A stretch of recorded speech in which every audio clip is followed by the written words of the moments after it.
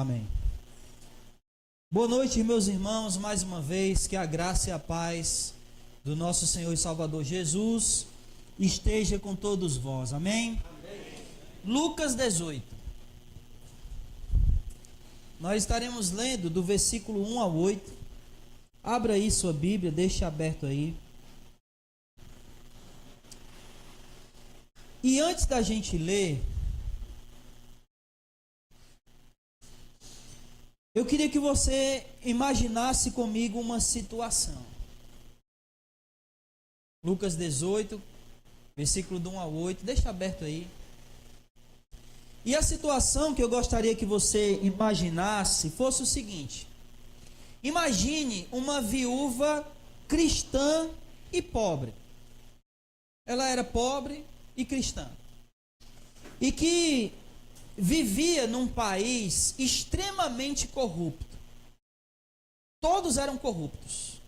Autoridades, governadores, as forças de segurança, tudo corrupto. E ela trabalhava para uma família de um grande empresário. E esse empresário ficou rico justamente por conta de corrupção. Uma pessoa que fazia negócios escusos, negócios muito ruins, negócios como a gente poderia chamar de trambique, né? Trambique, né? E aí esse empresário a qual essa viúva pobre cristã trabalhava, enganou ela. Enganou essa pobre viúva. E ela não tinha ninguém por ela. Ela não tinha família. Ela era simplesmente ela e Deus, somente. Então, como ela não tinha ninguém para ir por ela, para poder ajudá-la nessa causa, ela resolveu procurar a justiça. Só que, lembrando, a justiça de um país corrupto.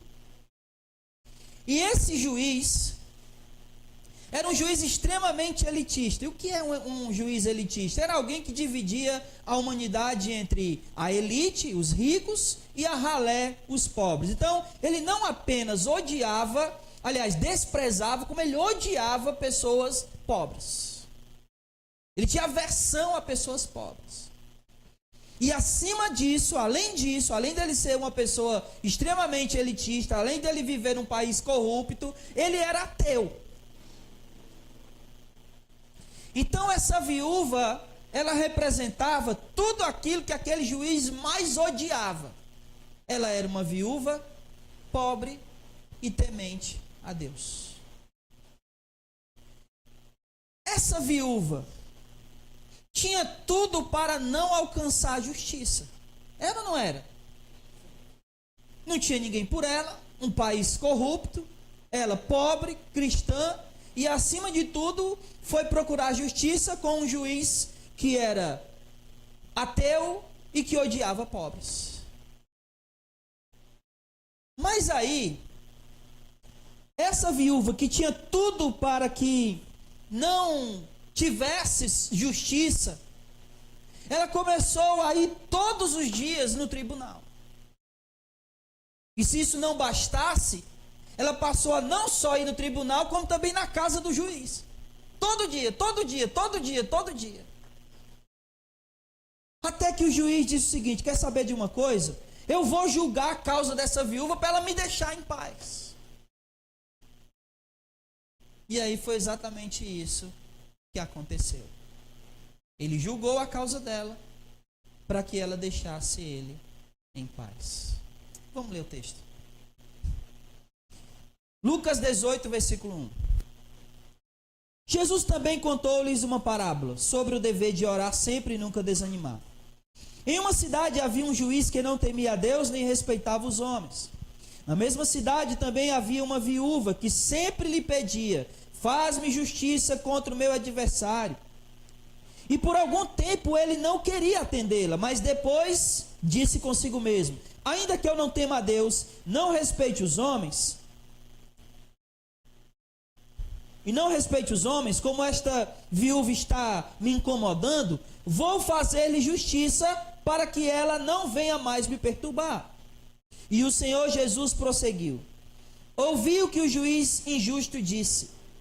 E Deus não lhe fará justiça aos seus escolhidos, que dia e noite chamam a Ele, mesmo que clamam a Ele, mesmo que pareça demorado em lhe responder? Digo-vos que depressa lhe fará justiça.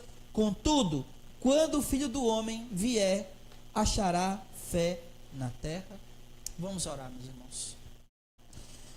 Amado Deus e Pai, graças te damos, Senhor, mais uma vez, por tudo que o Senhor é e por tudo que o Senhor tem feito em nossas vidas.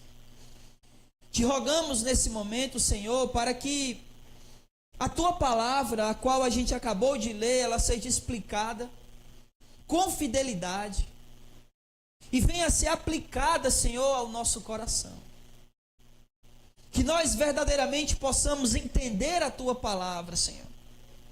Entender tudo que nós iremos tratar aqui nessa noite. E que isso, Senhor, faça sentido em nossas vidas. Porque a tua palavra, ela faz isso conosco. Mas para que isso aconteça, Senhor, em nome de Jesus, oh Pai, que o teu Santo Espírito prepare o nosso coração. Vem com o teu Espírito Santo, Senhor, toca-nos. Faz com que o solo do nosso coração, Senhor, seja fértil para receber a semente da tua palavra. Nos abençoa com essa dádiva, com essa bênção, de ter o nosso coração, Senhor, quebrantado e preparado pelo teu Espírito para receber, para a recepção da palavra do Senhor. Que eu, Senhor, seja apenas um instrumento em tuas mãos, um mero instrumento. Que o Senhor fale ao nosso coração por intermédio da tua palavra. Em Cristo Jesus, Senhor, no nosso Senhor, eu te rogo, nele, Senhor, eu já te agradeço, hoje e sempre, amém, Senhor, glória a Deus. Meus amados, tudo isso aqui que Jesus contou é sobre oração.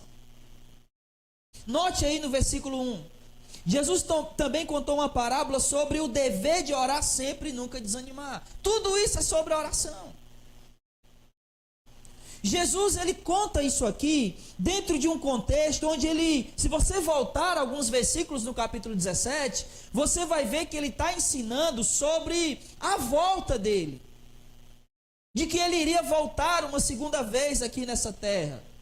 E aí ele está ensinando sobre isso, dizendo para eles como eles deveriam reconhecer que esse dia, quando esse dia estivesse perto. E aí ele também vai dizer que eles deveriam estar prontos, preparados para esse dia. E é por isso que ele conta a parábola aqui da oração. Porque não existe uma outra maneira mais satisfatória, melhor, de nós nos prepararmos para a volta do Senhor, senão por intermédio da oração. E é por isso que ele conta essa parábola. Então a parábola é sobre oração.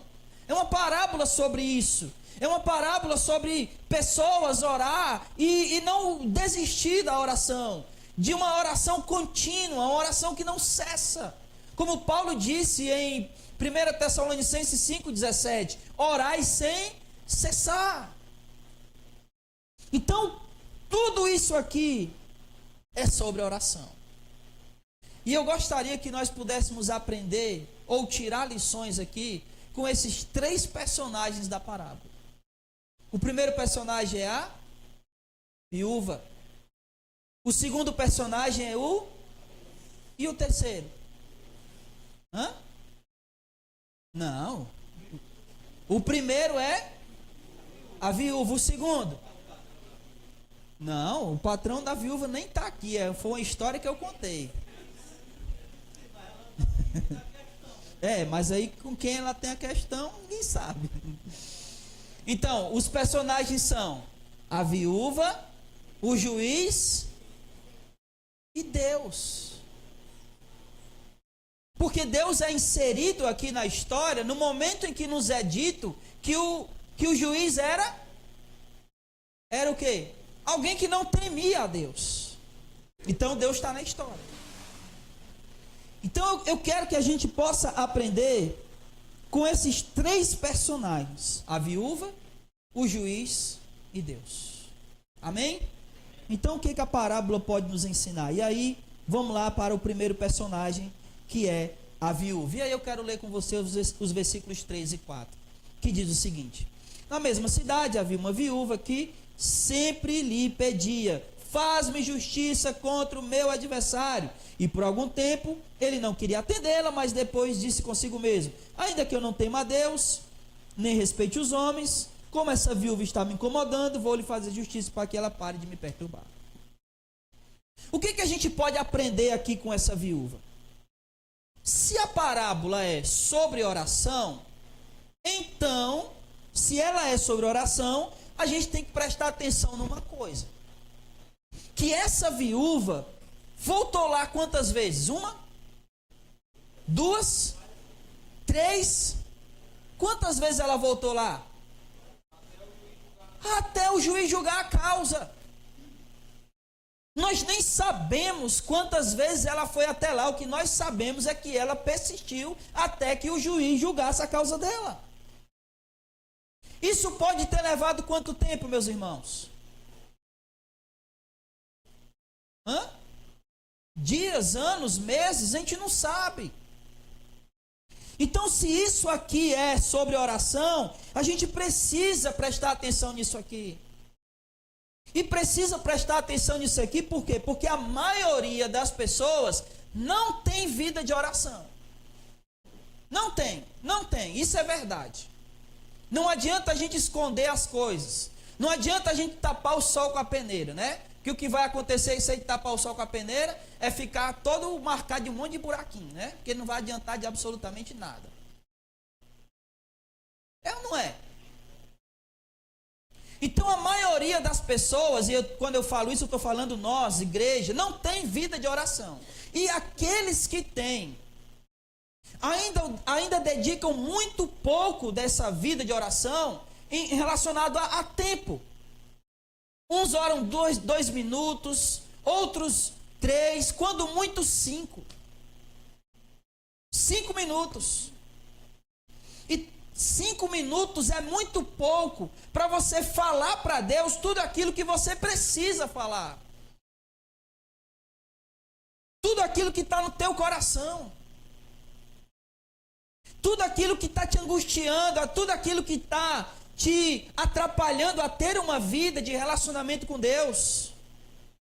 É pouco para você colocar diante dele os teus pecados. É pouco. E se minutos são poucos, né, para aqueles que têm uma vida de oração, imagine aqueles que não têm. A gente pode aprender aqui com essa viúva de que uma vida de oração é uma vida constante e uma vida onde o tempo de oração é a coisa que a gente tem que ter, sabe, mais responsabilidade com relação a ele. Mas a gente vive a oração como muitas vezes a gente vive comida. Como é que as pessoas comem hoje em dia?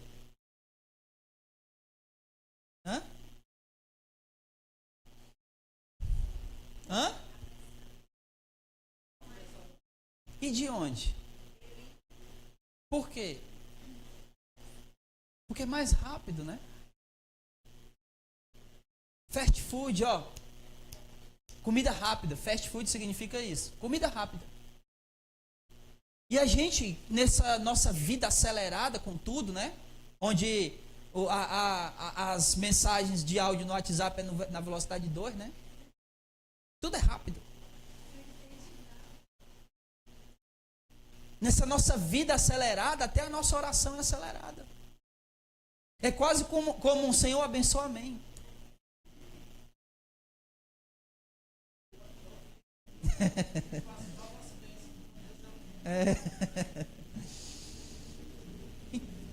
Sabe?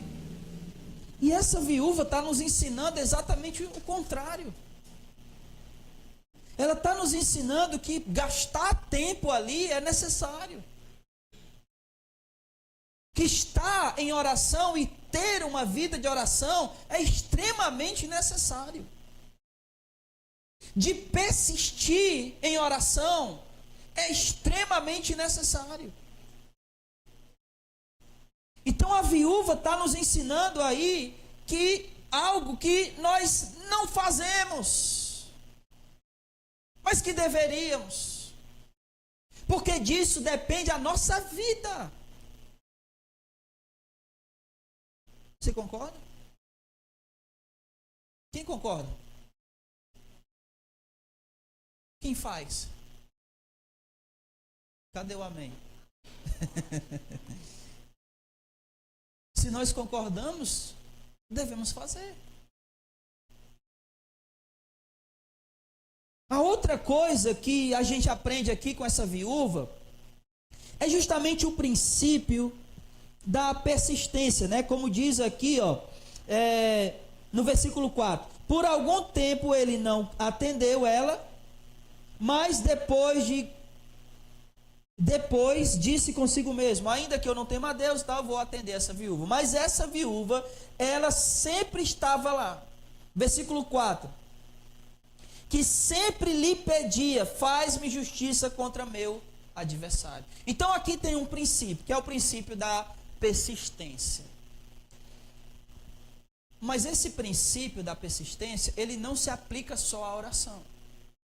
Ele se aplica a tudo na nossa vida.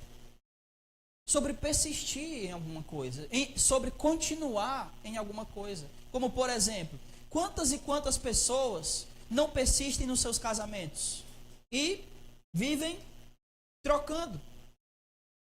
Troca mais de cônjuge, de parceiro, que de roupa. Quantas pessoas vivem trocando de trabalho? Passa 1 ano, passa 2 anos, no máximo, e muda. Não persiste. Começa um curso e não termina. Começa a estudar e não vai até o final. Essa viúva está nos ensinando um princípio de persistência, de continuidade nas coisas.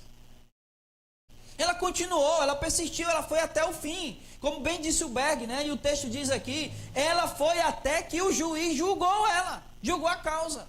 Ela continuou, ela foi até o fim. Existe um princípio aqui de persistir. Persistir no trabalho, persistir na igreja. Eu falei de cônjuge, né? Mas tem gente que muda mais de igreja que de roupa também. Pulando de galho em galho. Persistir na família, persistir na igreja, persistir no trabalho, persistir nos estudos e, acima de tudo, persistir no nosso relacionamento com Deus. É um princípio aqui, meu irmão. Quantas pessoas se relacionam com Deus, saem desse relacionamento, voltam para esse relacionamento, enfim. Essa viúva está nos ensinando esse princípio da persistência. Persistência. Amém? Amém, meus irmãos?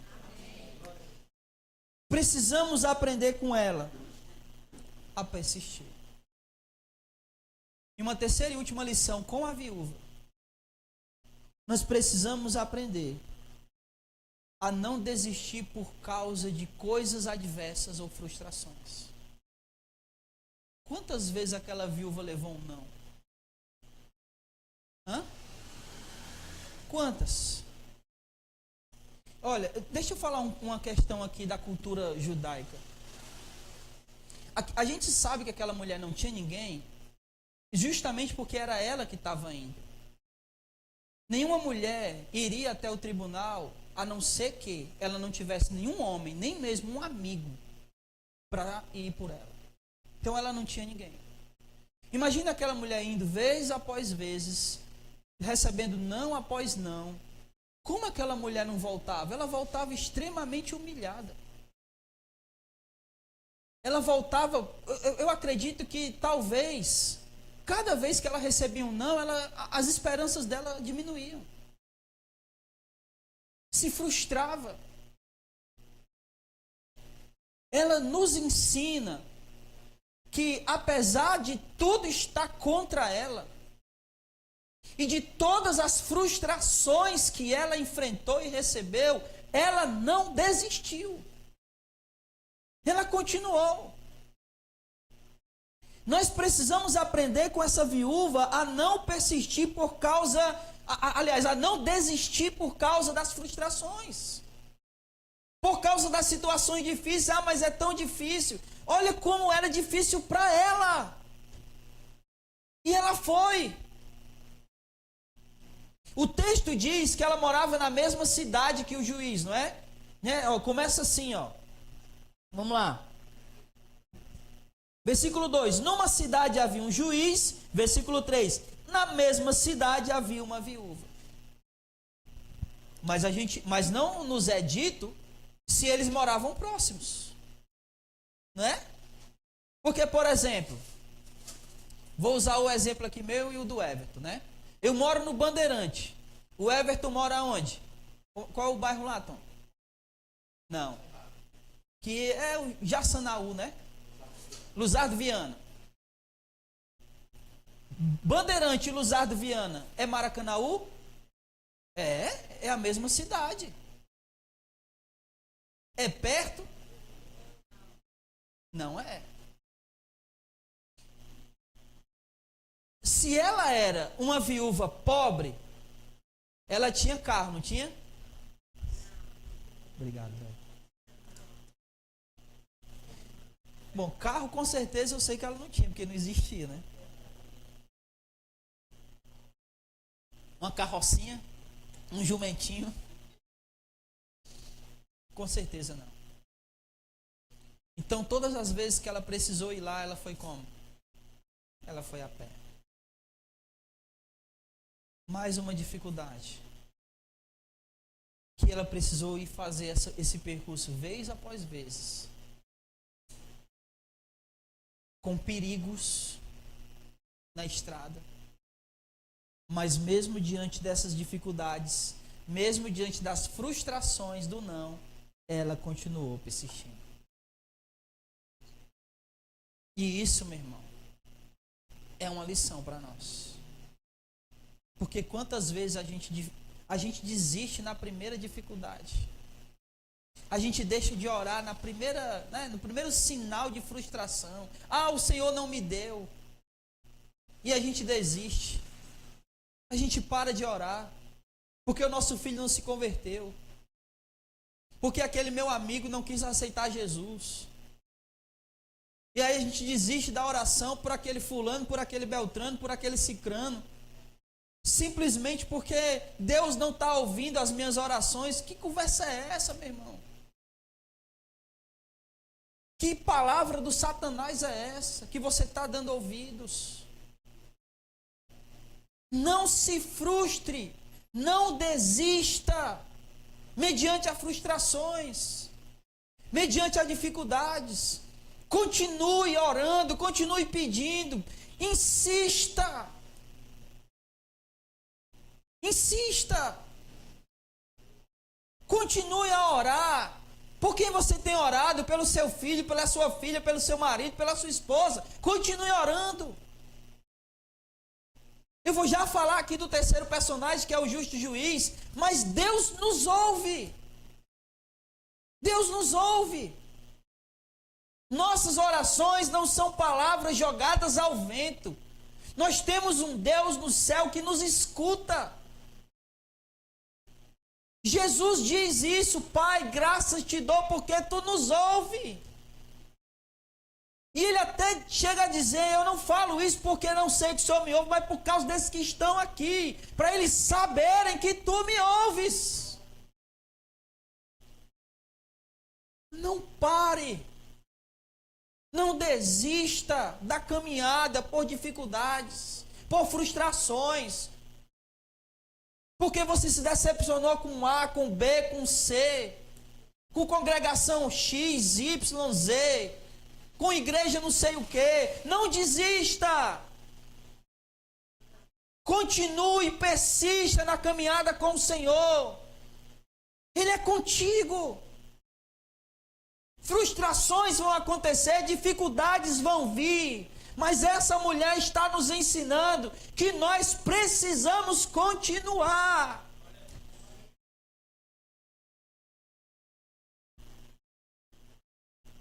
E o juiz? O que nós aprendemos com esse juiz iníquo, né, injusto?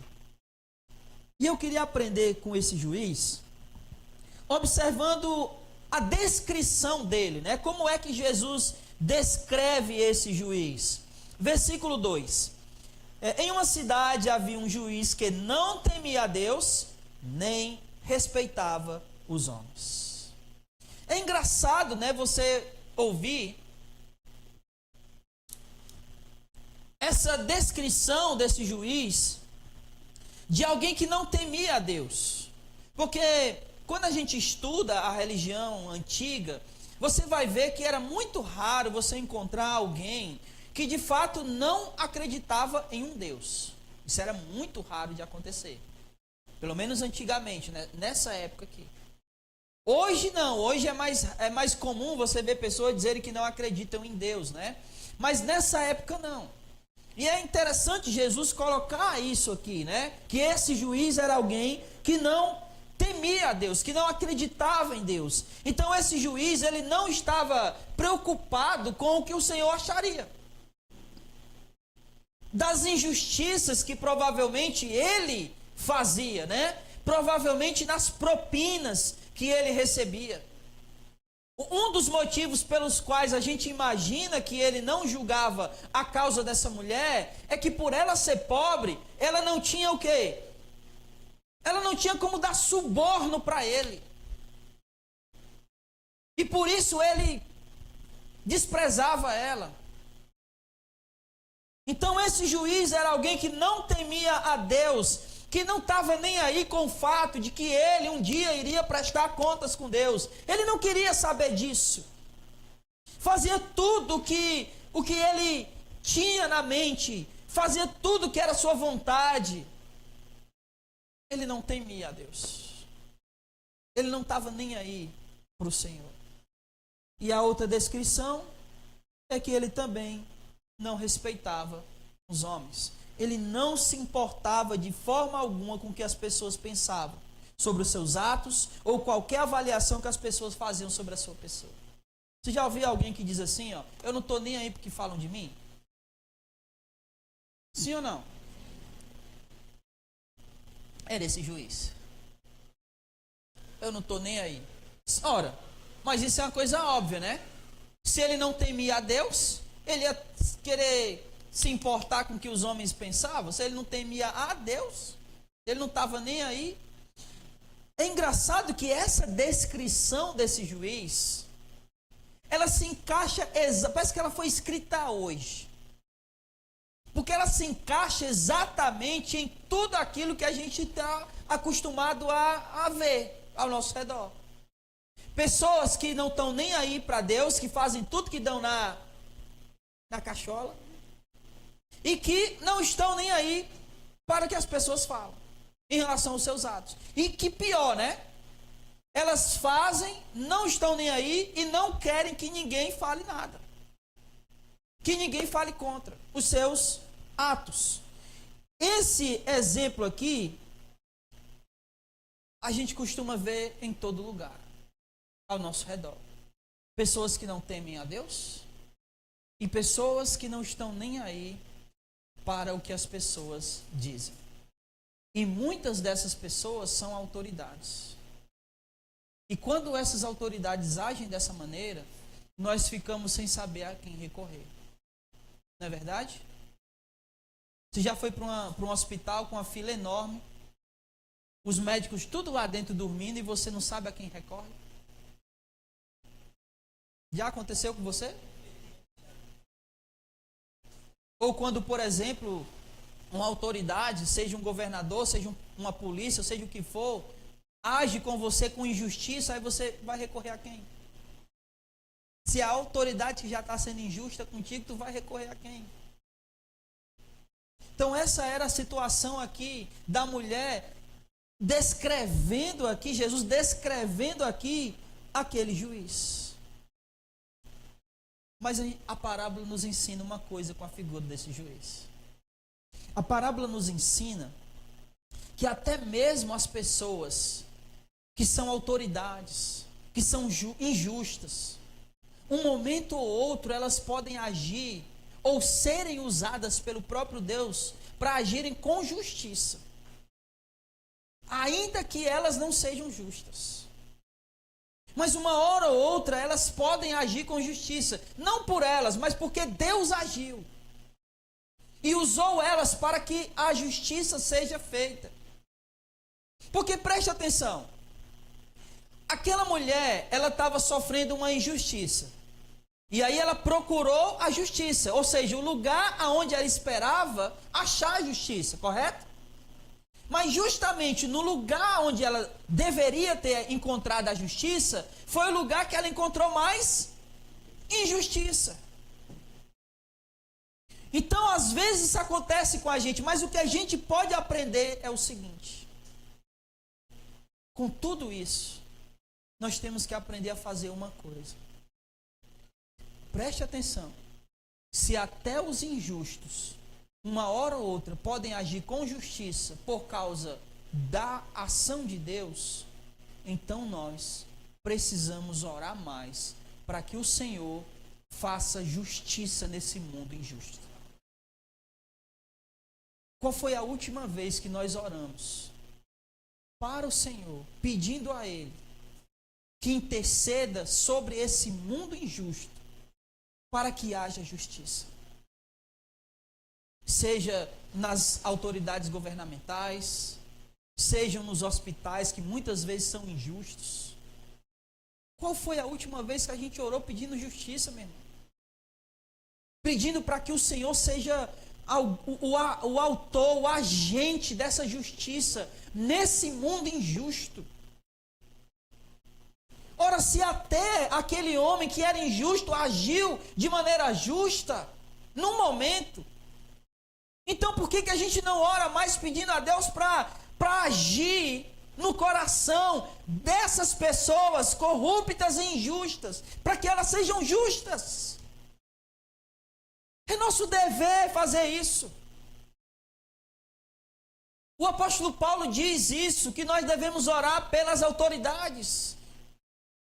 Qual foi a última vez que em nossas orações isso fez pauta da nossa oração?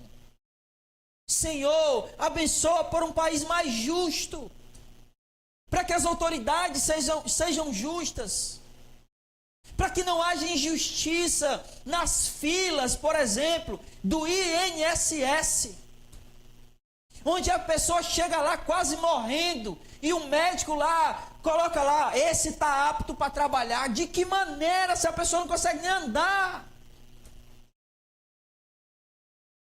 Precisamos orar por essas justiças, porque até mesmo os injustos podem ser dobrados pelo poder do nosso Deus a fazerem justiça quando Deus quer que eles assim hajam. Eles não têm poder ou autoridade sobre o Senhor. O próprio Jesus disse para Pilatos: nenhuma autoridade tu tens se do alto tu não tivesse recebido. Eles só estão nesses cargos de autoridade porque Deus quer que eles estejam. E eles vão agir conforme a vontade do nosso Senhor. E por isso nós devemos orar por justiça. Para que haja justiça no nosso país, no nosso estado, na nossa cidade, nas nossas famílias. Amém? Amém. E por último, o último personagem é aquele que é o verdadeiro juiz. O verdadeiro juiz justo. O nosso Deus.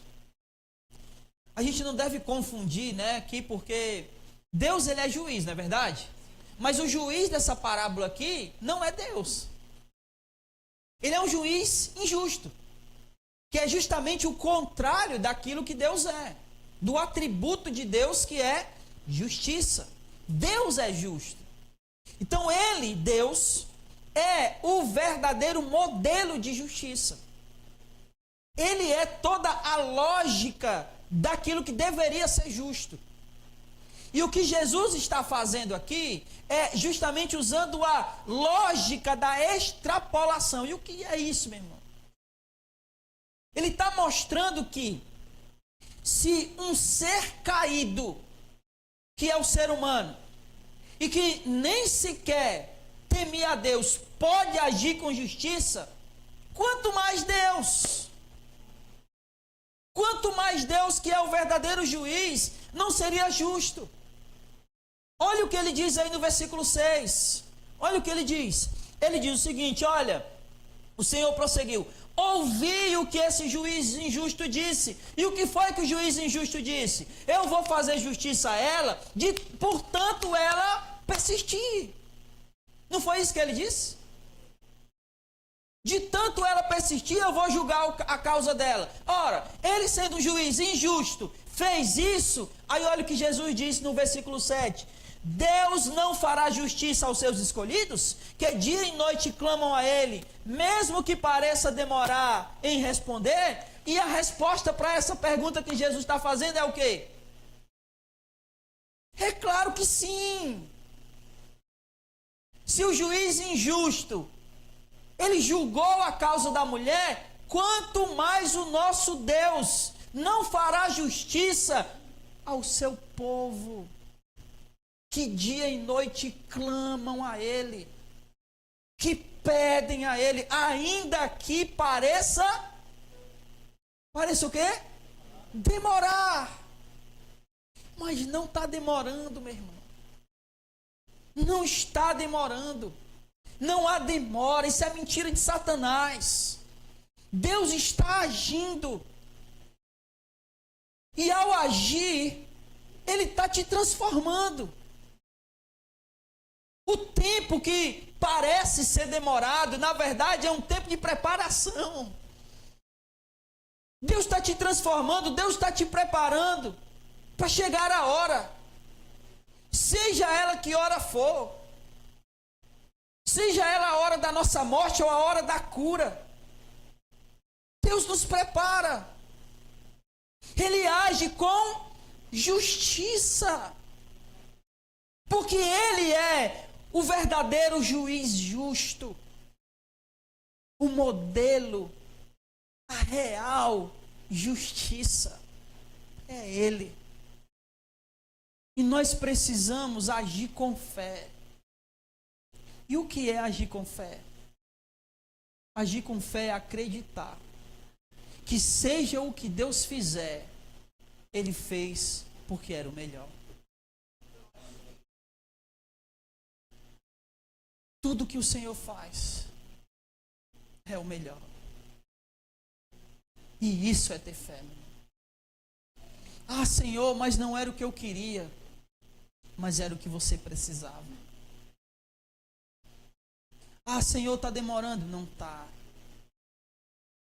Isso é agir com fé. É entender que a vontade de Deus é boa e agradável.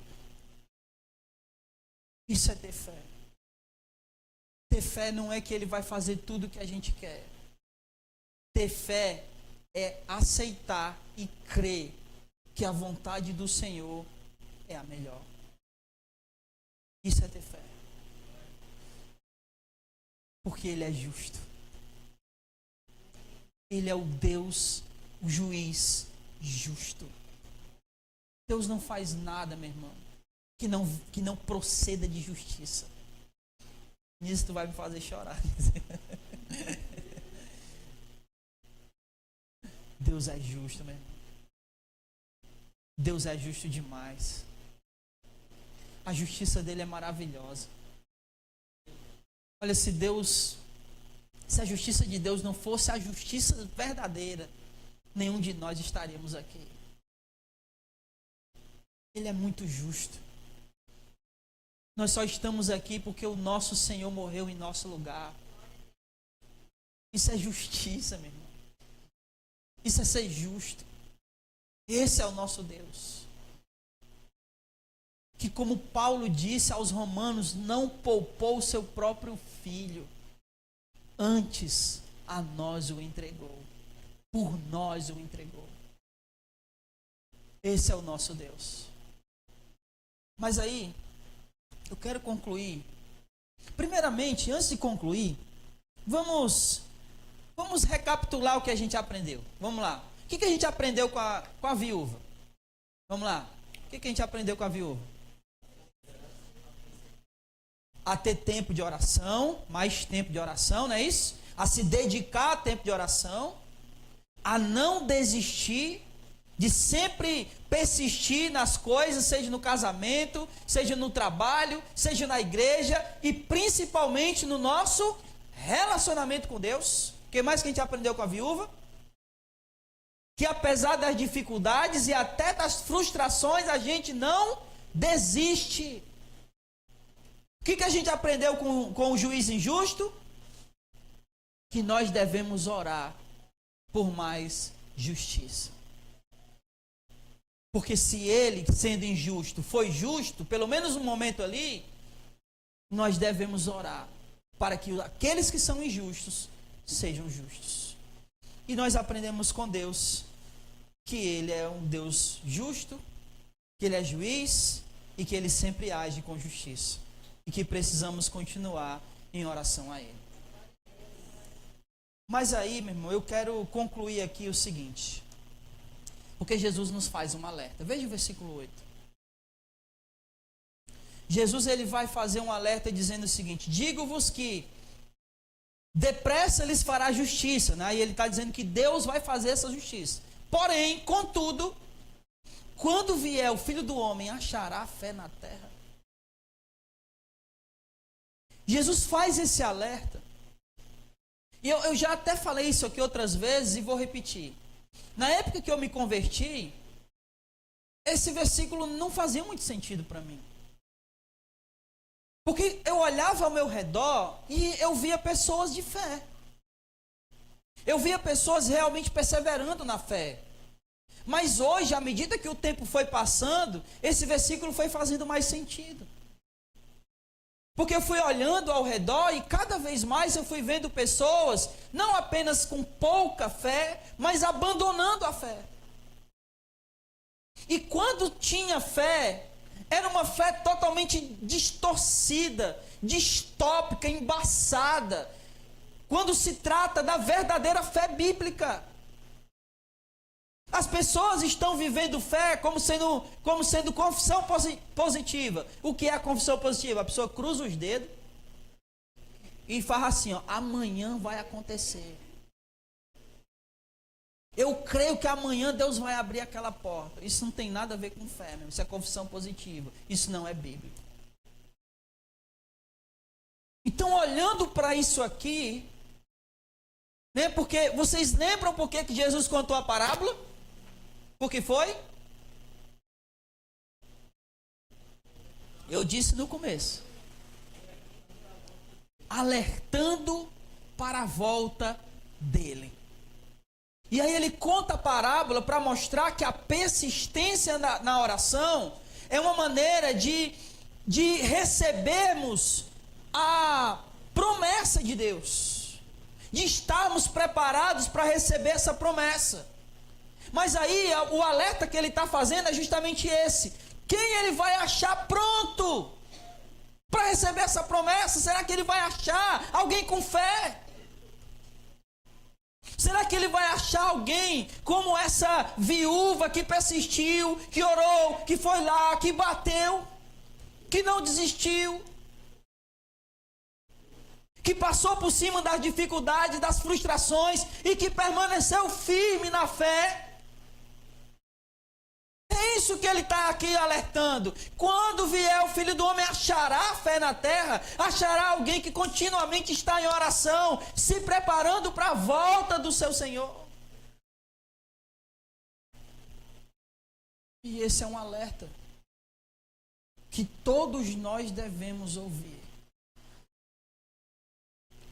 o nosso Senhor voltará. E nós devemos nos preparar em oração. Oração contínua, oração persistente, oração que não desiste, oração por justiça.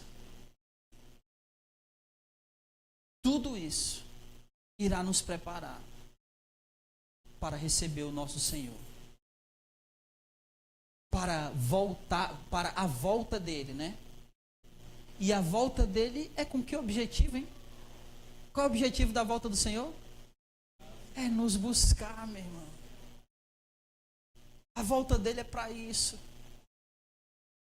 Mas nós precisamos nos preparar em oração. Para que quando o nosso Senhor voltar, Ele nos achar com fé. Que Ele nos abençoe. Que Ele nos fortaleça. E que Ele mantenha a nossa fé. Fique de pé e vamos orar.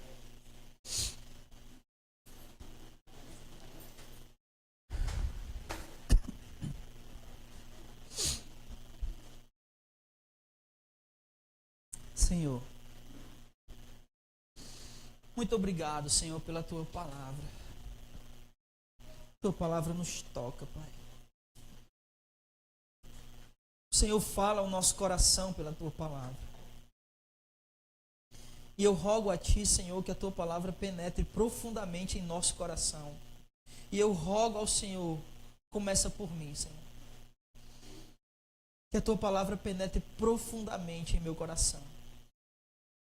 Que a Tua palavra penetre profundamente no coração dos meus irmãos aqui presentes. Que a Tua palavra, assim como ela mesmo diz, Senhor, ela penetre dentro do nosso coração a ponto de dividir, Senhor. E rasgar o nosso coração. Como uma espada, como uma faca de dois gumes, Senhor. Rasga o nosso coração com a Tua palavra para que ela penetre, para que ela não fique na superficialidade do nosso coração. Pelo contrário, que ela ache, Senhor, morada em nosso coração. Nos ajuda, Senhor, pela Tua palavra, a mantermos uma vida de oração a Ti, Senhor, persistente, contínua, sem desistência, mesmo que haja percalços, frustrações ou dificuldades. Que a nossa oração a Ti, que a nossa vida de oração, Pai, o nosso relacionamento com o Senhor através da oração seja algo real, vivo na vida de todos nós. Na minha vida, na vida dos meus irmãos, na vida dessa congregação. Oh Deus, se faz presente na nossa vida de oração. E todas as vezes que desanimarmos, ou até mesmo quando tivermos, ó Deus, preguiça, nos impulsiona, Deus, nos toca, nos move a orar e a falar com o Senhor. Nos tira, ó Deus, desse marasmo, nos tira, Senhor, desse lugar de comodismo, desse lugar, dessa zona de conforto, no que diz respeito à oração. Nos move a orar mais. Nos move, ó Deus, a estar mais na presença do Senhor em oração. Nos prepara, ó Deus, através da oração, para a Tua volta. Em nome de Jesus, Senhor, faz assim com a Tua igreja. Não apenas nós aqui no Gereissati 1, mas faz isso com a Tua igreja em todos os lugares dessa terra. Que todos aqueles que Te servem, Senhor, coloquem os seus joelhos no chão e orem ao Senhor, porque o Senhor é um justo juiz e há de vir sobre a vida da Tua igreja com justiça, trazendo a cada um de nós, ó Deus, as promessas que um dia o Senhor nos fez. Pai, faz assim e guarda essa palavra no nosso coração. Nos leva em paz, abençoados, edificados pela palavra do Senhor. E nos protege, Senhor, nesses caminhos de volta. Nos livra do mal. e que possamos chegar aos nossos lares na tua paz, na tua proteção e ainda na tua presença, Senhor. Em nome de Jesus, nele oramos, te bendizemos e agradecemos, não só hoje, mas para todos sempre. Amém. E louvado seja o nome do Senhor. Vamos em paz, que o Senhor nosso Deus nos abençoe e não saia sem dar a paz do Senhor ao seu irmão. Amém.